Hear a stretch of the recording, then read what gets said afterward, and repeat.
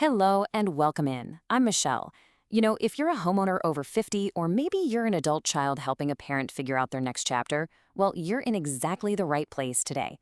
We're going to be walking through a gentle, but honestly, absolutely crucial explainer on the realities of late life downsizing. Now, right off the bat, I want to say this isn't about rushing into anything. We are definitely not talking about sticking a for sale sign on your front lawn tomorrow morning. It's really just about taking a calm, clear look at how exploring your housing options early can actually protect your future and, maybe more importantly, your peace of mind. So let's just settle in and walk through this together. Are you waiting for the right time? It's such a common, really deeply human feeling, isn't it? I mean, there is just a profound comfort in staying in a home you've lived in for a long time.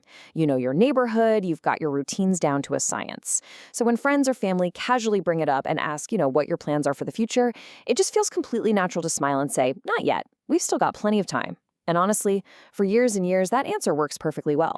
There's this really beautiful saying, the house fits around you like something worn in, comfortable and familiar. Just think about that for a second. You know every single creaky floorboard, right? You know exactly which kitchen drawer sticks if you pull it too fast, and exactly how the sun hits the living room in the late afternoon. That deep, comforting familiarity is a beautiful thing, but it's also exactly what makes it so incredibly easy to put off planning. It's like that comfort lulls us into thinking the future is just this abstract thing that we can, deal with later. Okay, let's dive into this by looking at a few real-life stories just to see how later actually tends to play out.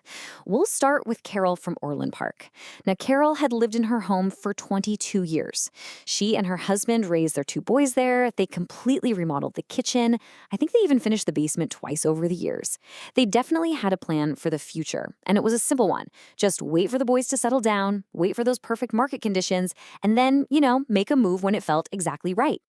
But let's look at how that plan actually unfolded in reality. Carol waited, keeping a close eye on the market. But then, almost out of nowhere, things shifted. Interest rates shot up, which naturally caused buyers to pull back. So the home she was absolutely confident would sell in a matter of weeks, it sat on the market for 4 long months. And ultimately, she just had to accept a pretty low offer. On top of all that, to make matters even more complicated, her husband's health had started to change right in the middle of this.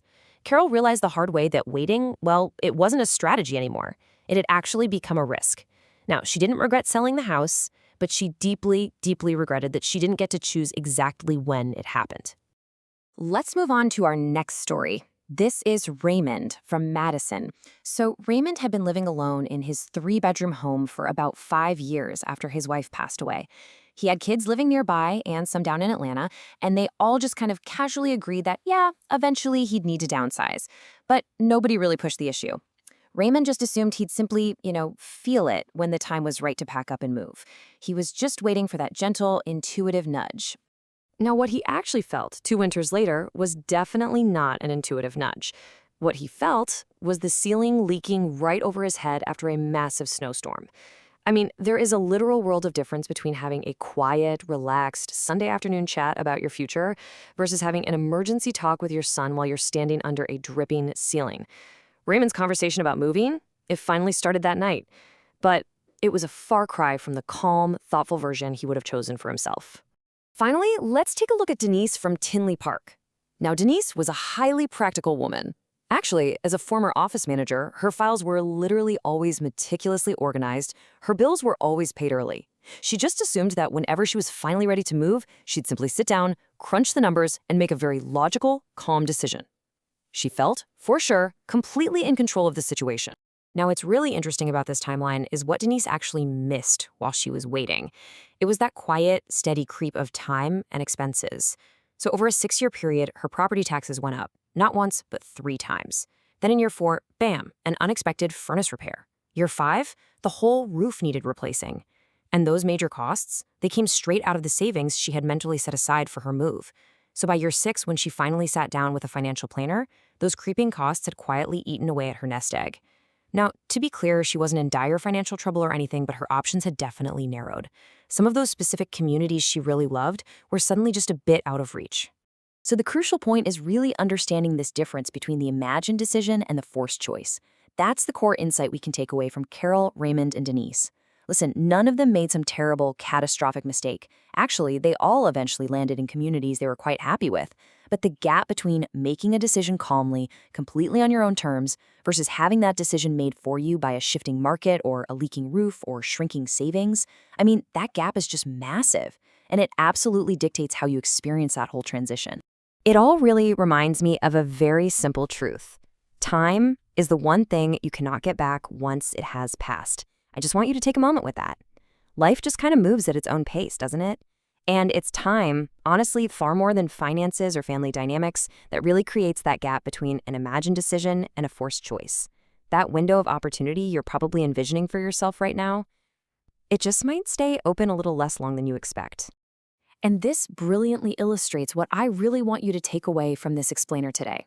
At the end of the day, this is all about protecting your window of choice. It's about understanding your options early on, it's about avoiding those rushed, stressful emergency decisions, and above all, it's about maintaining your freedom to choose. We really need to reframe this whole process. Exploring your housing options early is definitely not about giving up your home. Not at all. It's simply about gathering information so that when the moment does finally come, and well, it always does, you are the one holding the cards. You are the one in the driver's seat, making the decisions. So we arrive at our final question. What are your next gentle steps? I really want to warmly invite you to just start having those conversations right now, whether that's with a trusted advisor, maybe a close family member, or honestly, even just sitting down quietly with a cup of coffee and your own thoughts. Take some time to explore the communities around you, really understand where your finances stand today, and just give yourself the ultimate gift, which is maintaining complete control over your future without any of that rushed pressure. Thank you so much for joining me today. Take your time, be gentle with yourself through this process, but do ask yourself honestly, if your right time unexpectedly arrived tomorrow morning, would you be ready to choose? Remember, your future is entirely yours to design.